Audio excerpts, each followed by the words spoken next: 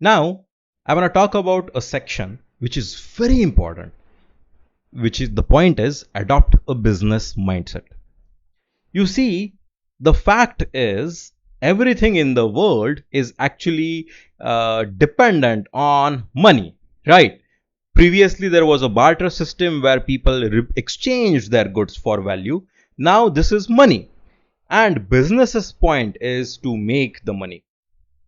And because of that, everything which we do, everything which becomes successful, has interests of business at heart.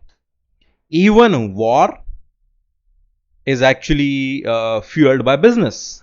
So there is a book called as Three Body Problem. So in this book, it is actually said that there are things mentioned, whereas that the only way to have peace in a country is to be with war, be on war with a different country. So it's like when you are not on war, then you start fighting wars in the country. So the war has been kind of like a common way wherein business actually drives it. Similarly, Three Body Problem is a book in which the only way for entire earth humanity to be united with each other is to be fighting with aliens. So this thing also, you kind of like understand how much important is business even for interplanetary things. So that mindset is very important even for a data scientist. Even researchers cannot exist outside business because the money required for them to do research comes from the business. Even Columbus or people who mapped earth, the reason they had money to do the mapping was because kings gave them money to find out lands which they could either trade with or the lands they could conquer. So everything which we see here is because of business, and same is true for data science. So we do not exist outside business. Everything which is being done, there is a very common thing: entrepreneurs wanna make impact on the world. Okay, but if it doesn't make impact on the business, it is not gonna be possible. So we have to keep in mind there is a ideological thought is at one place. That is true. I'm not saying that we should not try to make positive impact. I'm saying if that positive impact on the world makes negative impact on the business, that is not gonna happen. Your positive impact on the world has to align with the positive impact on the business. Only then it will get a green signal. So that's the way going forward, and that's the exact way going forward for successful projects in data science as well. You have to make business impact, and of course, the positive impact here is assumed. It's never gonna be negative impact, but that's too obvious to explicitly mention. So you have to have a positive business impact. You also have to understand the domain in which a business is actually existing. Okay, for example, if you are actually having a finance domain, in finance it could be insurance, it could be day trading, it could be forex trading, it could be anything. You have to know all these things. Okay, so this is the business mindset. It starts with business, combines domain expertise, combines domain expertise, then the data has to be available. Enough data, relevant data, all those things we talked about in last lecture. Then we go to technical feasibility. So technical feasibility is when you can actually prove that it is possible. Saying something, yeah, I'll do it, versus actually doing it, there is a big difference. Similarly, oh, this project is technically feasible. Business is not going to give you money for your hopes, for your dreams. You have to prove it. And the technical feasibility is actually proven by a thing called as POC. This thing is called as a proof of concept. After you have proof, then you go to the next phase where your product is actually starts being implemented. Okay, so hopefully this made clear that you don't directly start with technical implementation. Before technical implementation, there is proving of technical implementation's possibility.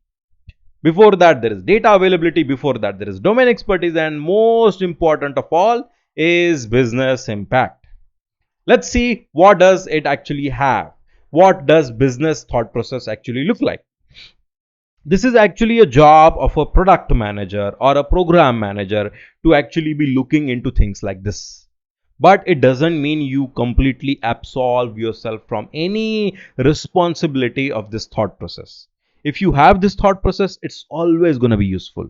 The most important part is start with the problem, not the solution. Now, this has a lot of philosophical consequences as well. You see, there is a psychological study done. It's called as a candle problem. So let me just show it to you.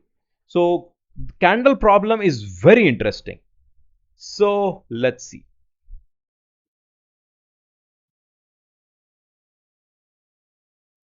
So the candle problem is like this. You are actually given this thing. You are actually given a box. You are actually given things like these, which are nails, small nails, pins, and you are also given a matchbox, and you are supposed to light this. Okay, but there is a condition on how to light this. The condition is you are not supposed to light it on the ground. You are supposed to light it on the air. Okay, it has to be some thing above the ground. Okay, so if you actually take a look at how the candle box is, the candle problem is, if you are given a problem like this, many people actually take it longer to come at the solution. Okay, the solution is you are actually lighting it like this. Okay, but if you are given the same problem, but instead of these nails being in the box, there is candle in the box and also the nails, then people find the solution at least two times faster, and more people find solution. You see, it is because the reason is we are in a hurry to find solution. We take a look at the first thing, we actually think of a imperfect solution, and we get attached to the solution. It is our solution, it's my darling solution, and because we get attached to the solution, we don't abandon the solution, and we think up of alternatives. This is a very common point in public speaking. One of the most important points in public speaking is called as kill your darlings. So kill your darlings is, oh, there is a movie as well. I didn't know that. But this kill your darlings, it's about any idea you come up with. Don't get attached to it. Don't make it your darling. Think up of other ideas, and of all the ideas you get, choose the best one, not the first one. You see, all that can happen if you spend enough time thinking about the problem. So another psychological study, it kind of like said, people who spend at least 10% of the time understanding the problem thoroughly, they arrive at a best solution quickly. Those who start immediately rush to solve the problem, they solve the wrong problem, or they solve it incorrectly. All of these things happen. That's why there is a role in companies which is actually very important. The role is called as an architect. An architect might not actually be the one who implements the solution. Philosophically speaking, the job of the architect is to understand the problem so thoroughly and find out the approach, the solution which you will be implementing out of all possible solutions. So the same thought process is also applicable here in data science. Start with the problem. Don't kind of like jump directly to AI saying, ooh, AI is great. AI gives me lot of funding. AI, if I put AI on my resume, I'll get job quicker. It does not exist in isolation. It exists with business. And when we start with the business, it starts with who is benefiting. Okay, the most important, so if no one is training to be a police here, but I learned how police detectives think by reading Batman. So I'm not learning to be a police, but I read Batman quite a lot. So in Batman, he said as a detective, the world's greatest detective. So a thought process in that is simple. Look at what happened, look at who benefited, and they are the suspect. No matter how complex the thing is, look at who benefits. So there is an amazing murder mystery in a Batman world, but this is not a course on Batman thing, so I'm not going to talk about that comics. But here also it's the same thing. So it is business, right? And who does business affect positively? It's the customer. So if you don't actually understand what are the customer benefits by the solution you are trying to make, then your AI is going to annoy people. In previous section, I shared a link about is your AI annoying people. I will also include the same link in Notion page of this lecture. So do check it out. It talks about your feature should help customers, not distract them from their primary problem. Okay. So then we have, things like this.